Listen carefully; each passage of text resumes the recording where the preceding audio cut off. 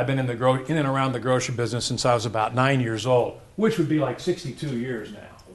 And my dad taught me everything there was to know about customer service and culture.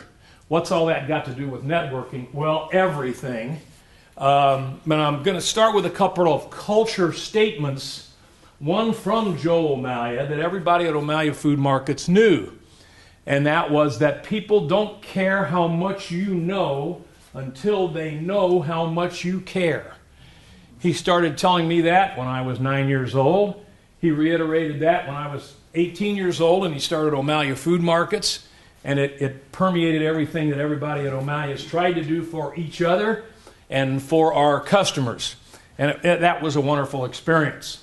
I'm going to mention another culture statement from one of my clients here in Indianapolis, and something Arnie said about I think maybe balancing technology with the one-on-one networking stuff.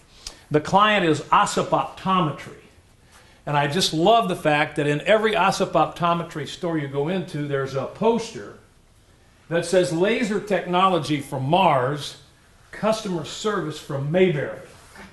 Okay? Now, I'm gonna ask you all an important question. How many of you watch Andy Griffith reruns? Pretty good percentage of folks, right? A lot of common sense, a lot of good humor. You can't beat Barney Fife and Gomer and all that stuff. But there's a lot of good stuff in there about life.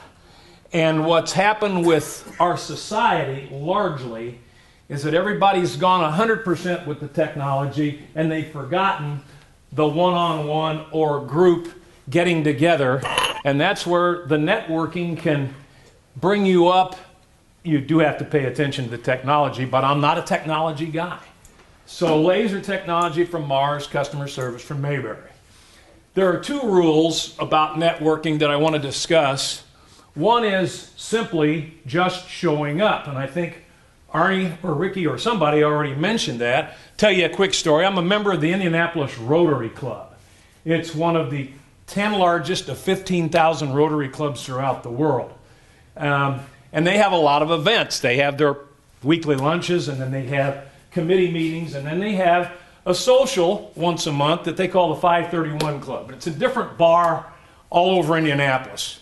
And it's strictly a social. You go there, you have drinks with people, and maybe you talk to people that you haven't met in the great big meetings yet, or you've just shaken hands with them.